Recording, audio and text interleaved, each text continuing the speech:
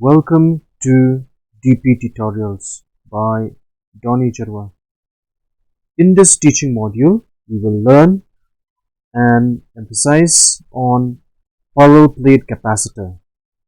A parallel plate capacitor is an arrangement of two flat, equal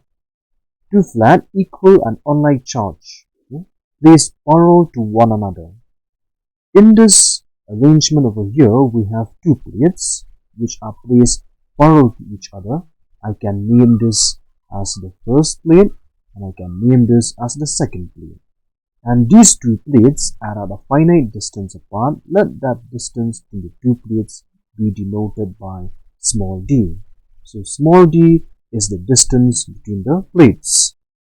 And if Q is the charge which is stored on each plate, then on the first plate, let plus Q be the charge which is deposited, and on the second plate, let minus Q be the charge which is deposited.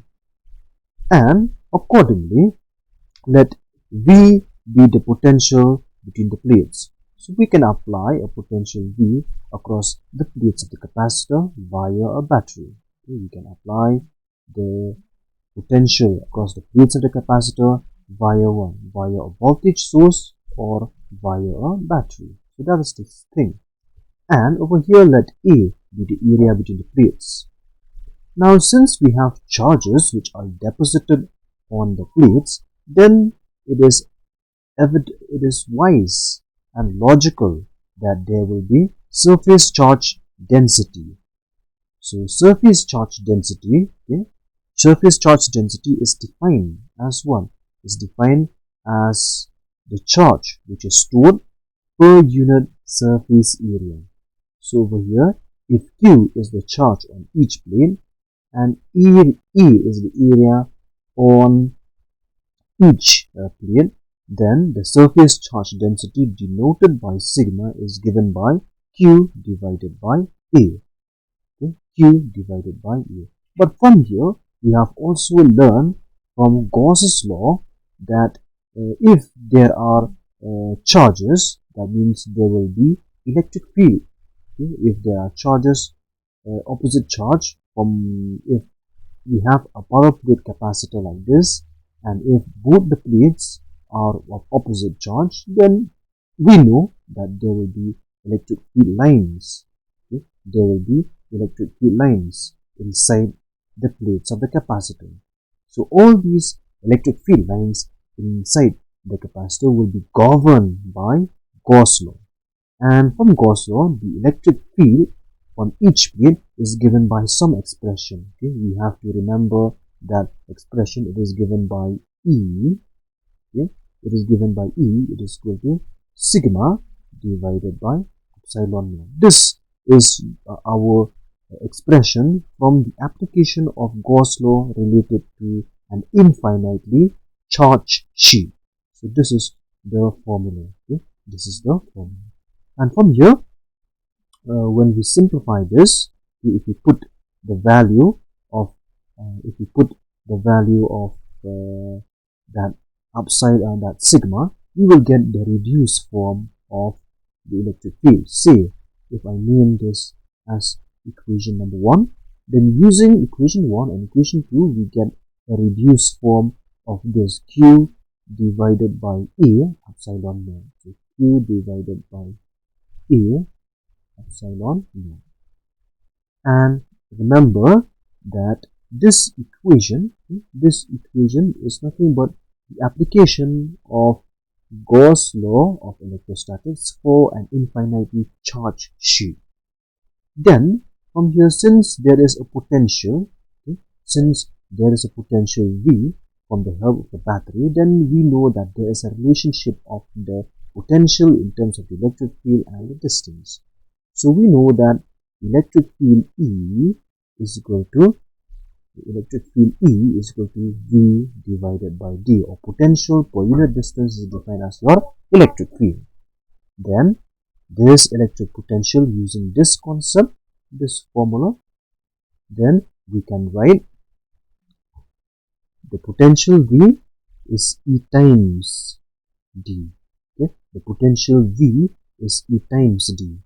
Then from here, when we substitute this value of E, marking this as equation 2, from equation 2, using E we have Q divided by A epsilon naught into D, and this is our V. But, if C is the capacitance of the capacitor, then by definition C is equal to Q divided by V. So from here, if we make some arrangement, if we do some arrangement from the formula, then we get Q divided by V. Okay, Q divided by V. Okay, Q divided by V is epsilon naught A. First multiply this side, then you will get D. Okay, epsilon naught A into D. Or we can write that the left hand side of this is nothing but what? The capacitance. This is nothing but the capacitance. This is the capacitance of that parallel plate capacitor. Of that parallel plate capacitor.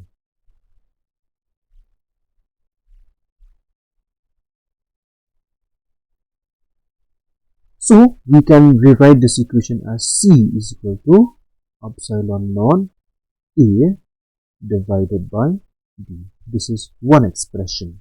Okay? This is one expression of the capacitance of the capacitor, capacitance of a parallel plate capacitor. That means it depends on the area and is directly proportional to the area, and is also inversely proportional to the distance between the plates. As the distance increases, so capacitance will decrease. That is the significance. Now, suppose in that capacitor, in these plates of the capacitor, I keep with material. This is your dielectric material. Okay? This is our dielectric material. And if this dielectric material has the permittivity, relative permittivity or permittivity, electric permittivity K, then this equation gets modified. So we will have C equal to K times multiplying on this equation, multiplying on this equation 3, that means by K, that means we have C dash is equal to K times C, or this will be equal to K, which is equal to epsilon naught A divided by 1, divided by D. So that is another expression for a capacitance, a new capacitance filled with a dielectric substance having permittivity K.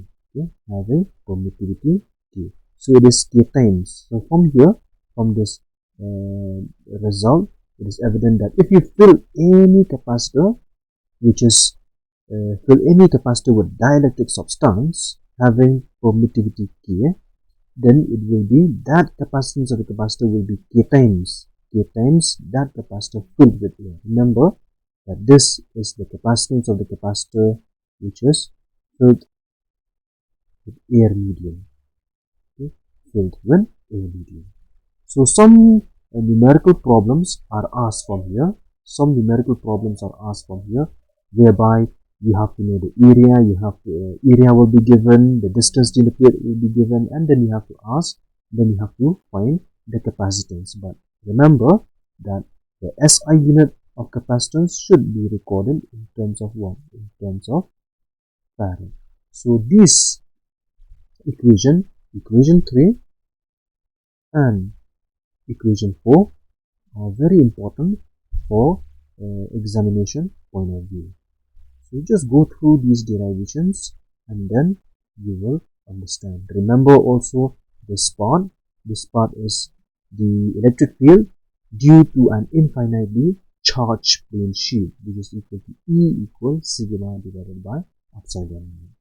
So the rest of the discussions you just go through and listen so that you will comprehend. Thank you.